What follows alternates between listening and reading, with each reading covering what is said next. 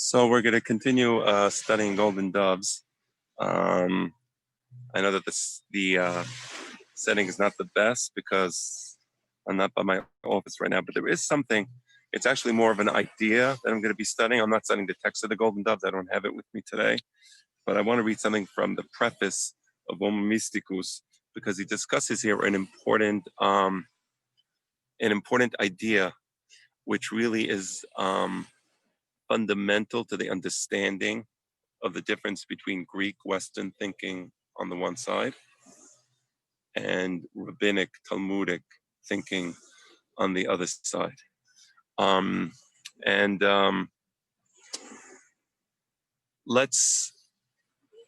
he actually has a whole article about this. It's called The Splitting of the Logos. That's really an important concept. I just want to read a few sentences here and then discuss with you these sentences, okay?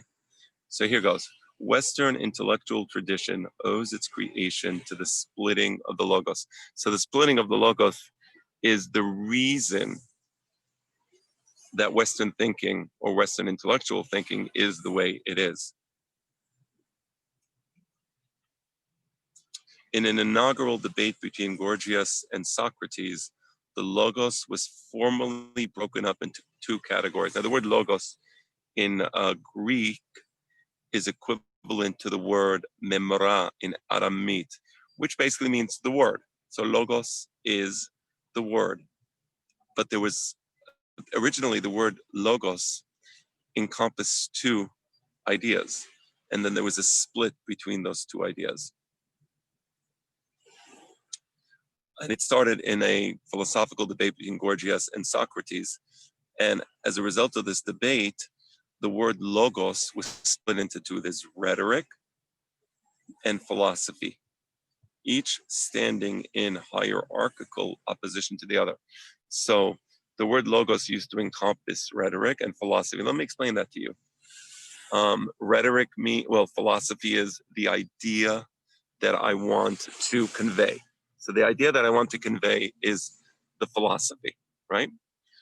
The rhetoric is the linguistic tools that I use to convey the idea, right? So there's the idea and there's the linguistic tools, the words I use to convey the idea. Does that sound familiar to anyone? Golden doves and silver dots. Isn't golden doves the idea in the mind of the first person, and silver dots is the articulation of the idea? How is this different than rabbinic thinking, right? Oh, we have Torah Zahav im nekudat kasef. So how is this thinking than rabbinic thinking? Here's the point. Because in Greek thinking, and because of the debate between Gorgias and Socrates, there became an opposition between the two. There's a hierarchical opposition between philosophy and rhetoric, where rhetoric is at a low level and philosophy is the real thing. That's what we care about. We don't care about rhetoric. And if you can have the idea divorced from the word, that's the highest madrega. That's the highest level. The idea divorced from the word, right? And rhetoric was considered something pasul, something not good, because, we really want to just know that we just give us the bottom line. What is the first person thinking about? That's all we care about, is the mind of the first person, or similar to the idea of authorial intent. We want to know what the author was thinking exactly. Let's all become Pierre Menard and understand Cervantes so well that we can write Don Quixote ab inicio. Whereas in rabbinic thinking, silver has value. It is important. There's silver dots with golden doves. Silver has value, right? So while golden doves may be more precious, gold may be more precious than silver, but silver itself has value, right? And so we have the first person, the thought, that's the golden doves. The silver dots are the words, but the silver dots themselves are transformed into golden doves in the mind of the second person. So there is no opposition between rhetoric and idea. Both are important, right? And indeed, when you have a text, the second person can be doresh the text and generate new meanings from the text. You can create new golden doves. So we don't have that opposition. That is so important, right? Aristotle too proceeded by breaking up ontology, the only form of logic known in pre-Aristotelian philosophy, into the elements of word and thing. So similar Aristotle following up on Socrates, said that ontology is what are things, what is the essence of a thing, right? So he broke up ontology into the word and the thing. So very, very similar. It's analogous, almost the same. So you have the cat and you have the word cat. So the cat is the thing. The word cat is the logos, and it's all that's important is the thing, the cat. Once I understand the essence of the cat, that's it. I don't need the word cat, according to Aristotle. Thus, Western intellectual history is punctured by a series of opposing subdivisions, such as logic, metaphysics. So now suddenly you have not just all these splits, but here's what's important. They become hierarchical splits, meaning there is one thing that we now discard, and there is the other thing that we keep, physics, theology, and so on. Or to use terminology that you can all understand from the Jewish world, there's ruchnius and there's gashmius. The gashmius is pasul. The ruchnius is the only real thing, right? So dress like a slob, eat like a slob, look like a slob, it's all good because a gashmius is meaningless. Ruchnius, you study Gemara all day, every day. That's the real ruchnius, and it no longer matters how you look, how you behave, whether you know how to form a straight line in front of a bus stop, which is something foreign to many people in religious cities in Israel. First come, first serve. Again, all foreign concepts because it's not important. That's all gashmias. Does it really matter if that person was there before me? At the end of the day, is there really a line? Does it matter that I push?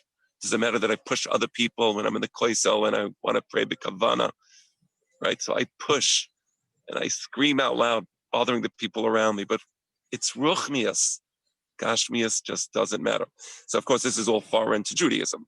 I mean, it's not foreign to Jews, ethnic Jews, it's foreign to Judaism. So Judaism says no. Hilchot De'ot, Rambam, Talmid Chacham, Shnimsa Regev, Al Begadav, Chayav Mita. Whoa, what? What did Rambam just say? Did Rambam just say that? That if Talmid Chacham has a stain on his clothing, he's Chayav Mita? What? But that's Gashmias. What's that Rambam talking about? Oy, he must have been influenced by the philosophers. Philosophim ha'arurim hit'u oto. Actually, no. The philosophim ha'arurim hit'u etchem. Et ha'mitchasdim, et ha'mittaharim, et ha'bnei brakim, et ha'mitchasdim. Right? This idea that Gashmias is in opposition to Ruchnius is Greek philosophy. Rambam had Jewish ideas. Hilchot De'ot is all based on Jewish ideas. It's all based upon Torah and Mitzvot and Sefer Mishleh, right? The idea that Ruchnius displaces Gashmias is against the Torah, right? That's why I should have a nice smile when I see people. You know, I'm in a nice island and the people all have nice smiles on their faces. I'm talking about the locals. Lovely, beautiful. What's wrong with that? The Torah says, oh, but it's Gashmias. It's just a smile. Does it matter? It's a discussion I used to have in Israel all the time.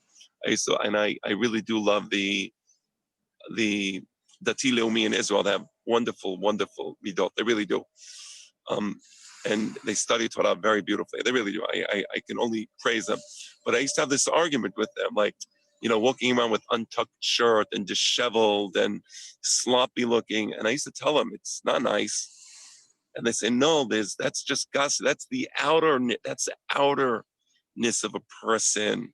That's the real mahus of a person is what's inside. It's not what's outside. And that's how the Gemara in Masechet Ketuvot says, Kesad merakedin lifnei hakala. What do you say? Kala mechoeret, aval tocha tov, tocha yafeh. No, they don't say that, do they? Why don't they say that? Why don't they say that? According to this Merkaz Arav boys that I used to argue with you, and then again, wonderful human beings, chas v'shalom. I don't want anybody to think that I'm against it. I think they're wonderful people. They serve in the army, and they're wonderful people. Taval and beracha. I never did the army. Lo zachiti. Baruch Hashem, my son did, and inshallah, maybe my other sons will. But the point is that this idea that you can walk around disheveled and sloppy, and it doesn't matter, and it does matter. Kesad mirakedin lifnei hakala, you lie. According to Bet Hillel, that you lie if you need to lie, right? Kala yafa, and you say because it's important. Yes, a chatan wants to have a beautiful kala, right? That's why if you get married with that shiduchi and it's a terrible ayah, you're supposed to see the wife before you marry her. Otherwise, it can be over al isur deoraita. Okay. But anyway, the point is, what I really want to emphasize and understand this: the idea that somehow Rambam was influenced by the philosophers in this attitude. No, it was the yeshiva bachos who were influenced by the philosophers. And Rambam was following the Torah. They were influenced, and that's why they think ruchnius is more important, is important, and gashmius is not important. Of course, the neshama, the nefesh, is the most important. That's like gold. Doesn't mean the goof is not important. That's like silver. But in Greek thinking, there's oppositions. One is opposite the other. You can't have ruchnius and gashmius, and right? There's physics, there's metaphysics, there's theology, right? You're either secular or theological. So that's why in the Ashkenazi communities, it was very common to have the maskilim, the misnagdim, the mitchasdim, and everybody is against everybody else. Why all this sinah? In Halab, we didn't have this crazy sinah, which was endemic. There were problems. I'm not saying there weren't problems. But in the Idot HaMizrach, there was, religious, less religious, come to Knis, we'll give you an aliyah, of course, right? We didn't have all these crazy oppositions. Why not? Because we didn't buy into Greek thinking. So you see the difference? So when you have Greek thinking, you have misnagdim who hate the Hasidim, the Maskilim, the Misnagdim. I don't know what. Just like today in Israel. To Israel today, Israeli society is based on Greek metaphysics. That's why you have the Charedim in opposition to the Chilonim, in opposition to I don't know this. Not everybody. Baruch Hashem, I think there's a new generation in Israel that maybe will is changing and knows that you can do the army and be Talmidei Chachamim and study Torah, and the two things are not in opposition. Nevertheless. Thus, Western intellectual tradition is punctured by a series of opposing subdivisions, such as we said that.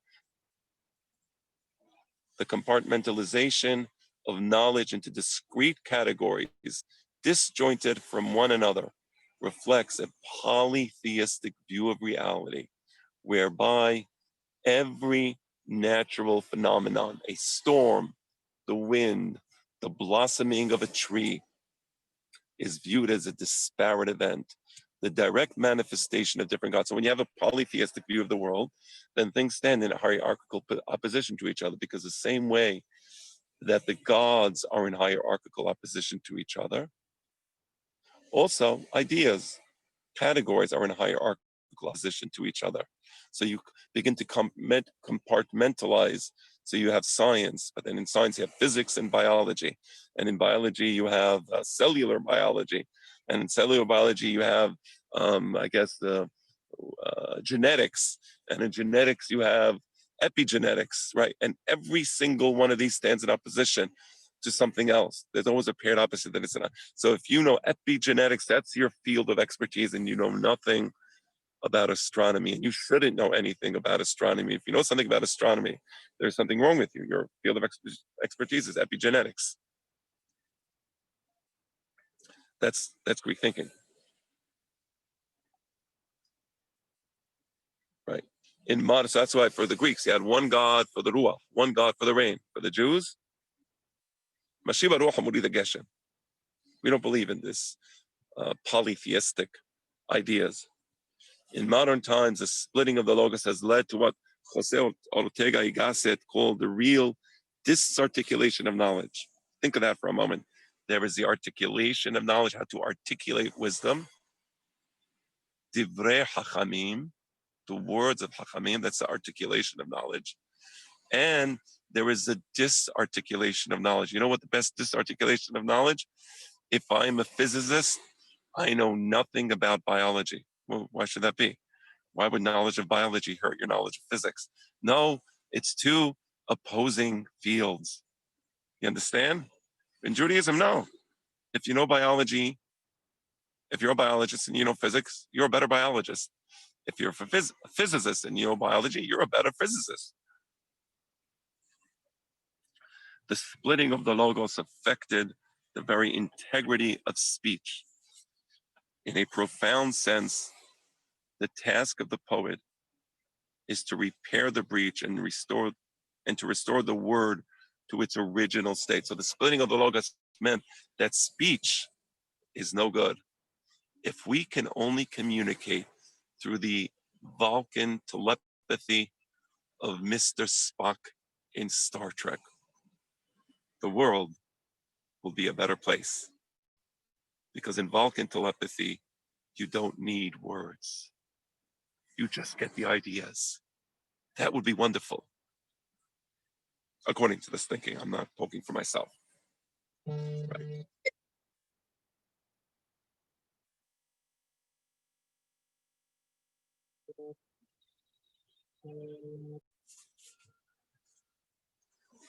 Technical difficulties beyond my expertise. Now, nevertheless, so what is poetry about?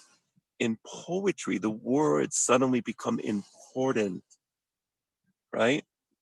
There's alliteration, there's assonance, there's rhythm to the words, and that gives it a certain meaning and a certain beauty, right?